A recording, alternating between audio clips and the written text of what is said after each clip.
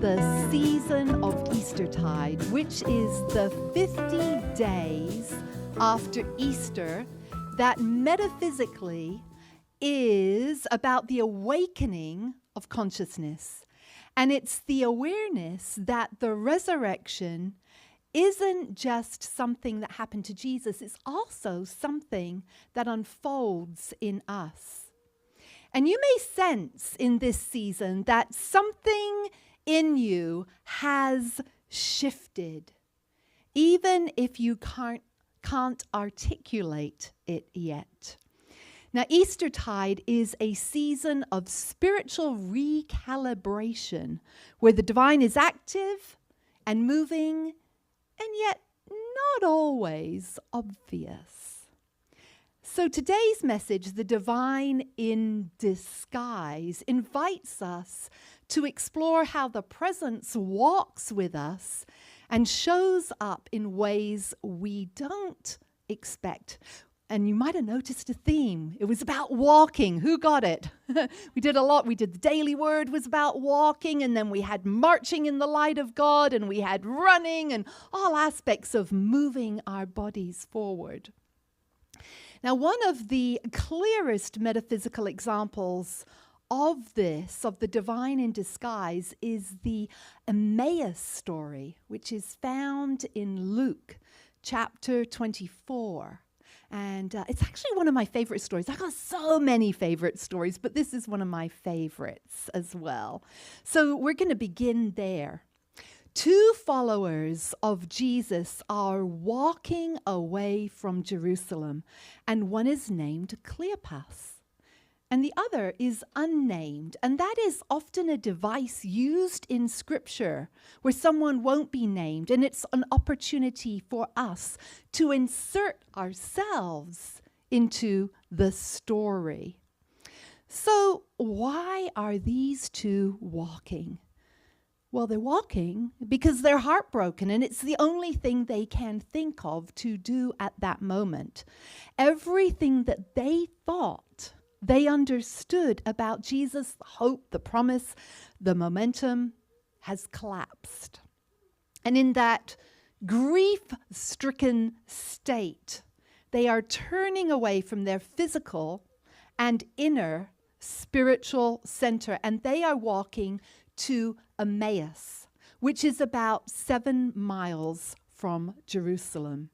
And the text says, Jesus himself came near and walked with them. Now, Jesus didn't float in on a cloud with a soundtrack. He just joins them on the road. But here's the kicker. Their eyes were kept from recognizing him. So Jesus joins them, but they don't recognize him.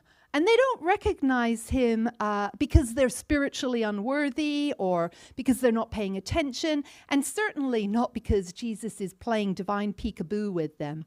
No, it's none of that. In unity, Jesus represents the individualized expression of God within us, and the stranger symbolizes the fact that the divine is always walking with us, but we cannot see spirit when we are focused on the tomb, the material world. So they didn't recognize him because grief has narrowed their vision. And they could not see what was right in front of them. Who's ever been in a space like that? You can't see what's right in front of you. You're all tied up in something else, right? But Jesus walks with them and he says, hey, what are you two talking about? And they feel comfortable with him. And so they pour out their hearts to him. They pour out the hearts to what they think is a stranger, all their confusion and pain and what they had hoped would happen, their expectation, and Jesus listens patiently, graciously. And when they have no words left, because they've had a good listening to, sometimes we just need that, don't we? A really good listening to. Well, then he offers some spiritual perspective. and begins to widen them a little bit with a gentle reframing, helping them see that something larger is unfolding. But still, they don't recognize him. They think he's just a great listener with deep spiritual insight. They don't know who he is, not even as their hearts warm to him. So they reach Emmaus, and they invite this kind stranger to stay with them, to eat. And suddenly, as Jesus blesses and breaks the bread, it hits them, and their eyes finally open, and they recognize him. Metaphysically, bread symbolizes divine substance, and when we break it, we are applying spiritual truth to our lives. And in their moment of recognition, everything shifts. And then Jesus vanishes. So what are we to make of this? Well, metaphysically, this suggests that once you achieve oneness, you no longer see the Christ as a separate body or person outside of yourself. The external form disappears because the internal recognition and realization is complete. So while Jesus' vanishing seems and may feel abrupt, it's actually really perfect, because the point was never to cling to the form. The point was to awaken the presence within that had been with them the whole time. And so what do? Well, they immediately head back to Jerusalem because they want to tell the others about their experience. So back they go on the same road back to where they started from. But they are not the same. Recognition has changed them. Recognition as a spiritual skill. So the road to Emmaus, what a great story. Two people walking away from everything they thought they knew, and Jesus just joins them on their journey. No fanfare, no glowing robe. Got to throw this in. No doctor outfit. No fear not, it's me. Just a guy asking why they're so despondent. And they don't recognize them. Thank you, Carla. I'm glad you like that. And they don't recognize him, which is really comforting for us. Because if they didn't recognize the presence walking right beside them, maybe we can stop pretending. We're supposed to always, every single second of every single moment of every single day, know what Spirit is up to. In unity, we say the presence is everywhere, always, omnipresent. And sometimes in the midst of our lives, that everywhere can feel like nowhere in particular. Anyone ever had that experience? The Emmaus story gives us permission to admit that. Metaphysically, Emmaus is the place we go when life hasn't made sense yet.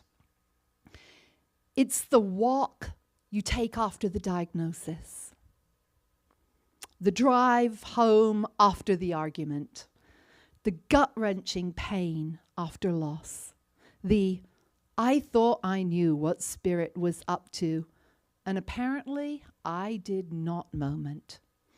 Emmaus is the road of not recognizing what's right in front of you. But Jesus doesn't reprimand the two for not recognizing him. He doesn't berate them saying, how can you not know me? Me, the one who's done such great things, the one history will be talking about and debating about and starting wars over and doing heinous things and also wonderful things in my name for eons. No, that is not his nature. He simply walks with them as they are, confused, grieving, disappointed, spiritually foggy, which tells us something important about our spiritual connection and our own walk with the divine. Recognition isn't a requirement for the presence within. Recognition is a result of the presence. We don't recognize the divine because we strain, try harder, or force ourselves to feel spiritual. Gosh darn it, I am going to feel spiritual right now. I'm going to make it happen. No, that's not the way it works. It happens when we trust that Spirit is wherever we are. The light of God surrounds us. The love of God enfolds us. The power of God protects us. The presence of God watches over us. Wherever we are, God is. The text says their hearts were burning within them. Not like they were on fire, more like something inside them was warming up, coming alive, getting their attention. Why do they recognize him? Only when he blesses the bread. Because metaphysically, bread is substance, the essence of life. And yet, breaking in bread is something ordinary and familiar. Think about the moments in your life when you recognize the presence. Maybe some of those moments, and I do hope that some of those moments are here on Sundays. Maybe it's greeting each other, or maybe it is seeing the divine in each other, or maybe it is the meditation, or maybe it's the congregational song, or praying the prayer of St. Francis, or the Celtic prayer, or another of the prayers. Or maybe it's the message. Or maybe it's when you have your morning coffee. Or maybe it's when you hear birds chirping outside. Or you receive a phone call from a friend. Or in nature. I hope you recognize the presence in such a myriad of ways that you can't name just one. You simply experience Spirit. Now, I have many of those moments, and one stood out in particular to me last week. Ron and I do some early morning walking. We sometimes walk with friends in a nearby park, and I noticed that one of the trees had new growth sprouting out from the trunk. You know when a tree, the trunk is up there, and then there's little growth sprouting up from the trunk, and I was just like, oh, look at that. That is amazing. And I stopped my friends and said, look at that. That is incredible. That is the work of the Creator at hand right there. And the fact that we notice it right there. And it was so simple and so divine. Life. The presence is within us all the time. Sometimes we just don't know how to see it. And in a noisy, chaotic, distracting, often heartbreaking world, it can be easy to feel like the divine is nowhere to be found. But the Emmaus story reminds us the present within doesn't desert us when life gets messy. Our ability to recognize it may just get clouded. Recognition of our inner Christ essence is a spiritual skill. A muscle we build, a practice we cultivate.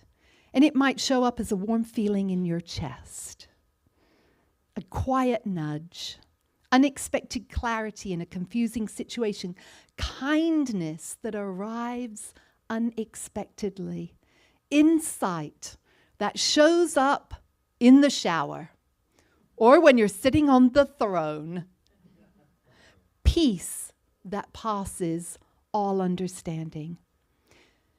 And what about when you don't recognize it? Be kind to yourself. Spirit doesn't sulk. You didn't recognize me? You didn't recognize me? No, it doesn't sulk and it doesn't punish us. It keeps walking with us until we remember our truth. We are one with God. Make that personal and say it out loud. I am one with God. One more time. I am one with God. One more time with gusto and feeling. I am one with God. I love that, Carla. Wonderful.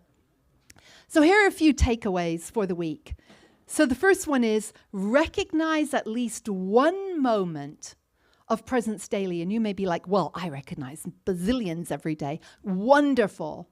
But be conscious of them. Choose any ordinary moment. Stirring your coffee, hearing a bird outside, brushing your teeth, waiting at a red light. And affirm, let's say it together.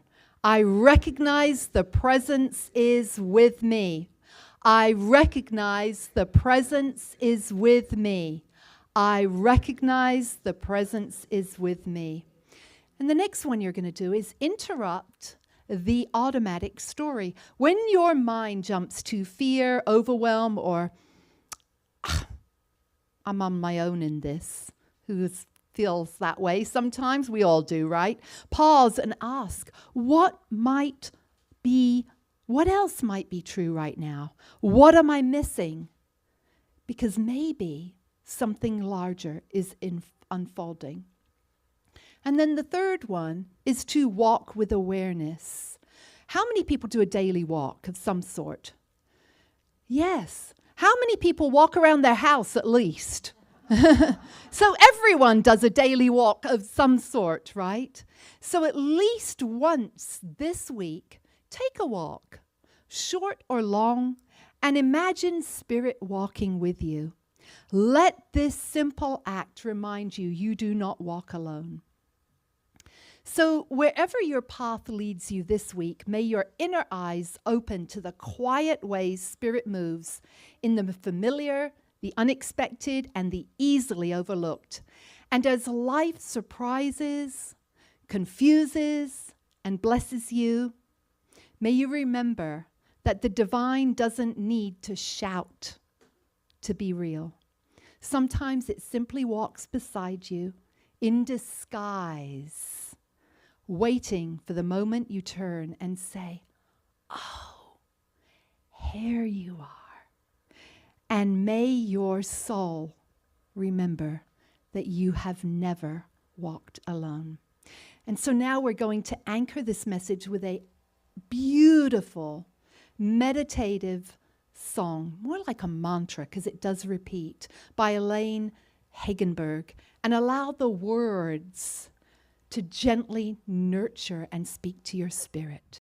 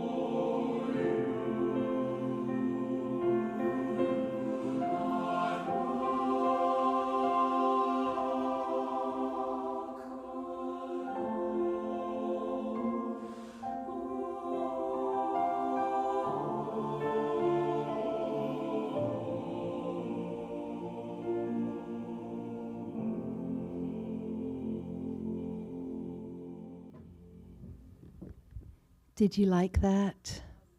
Wasn't that beautiful? Oh, I just love it. So meditative and so gentle and so relaxing and such beautiful, gives me chills. You do not walk alone. Let us say together, I am a beloved child of God, here to be an ambassador of good. What are we here to be? Ambassadors of good. And what are we? Beloved children of God. Yes, we are. And so it is time for our financial blessings right now. We are so grateful. These are what support Unity of Tempe. So I invite you to take your blessing or your phone if you're going on. I'll put up the QR code in a moment. But I invite you to say together with me, I am a joyful sharer of my good. As I give, I receive. And that God is my source. Yes, indeed. And we'll put the QR code up right now. Thank you. We prefer Zelle, but we also are grateful for PayPal if that's your preference. Thank you, Divine Spirit. We are so blessed by these gifts. We bless the giver. We bless the receiver. We bless the stewardship of their use. We know that each and every person is abundantly gifted and receives back in abundance.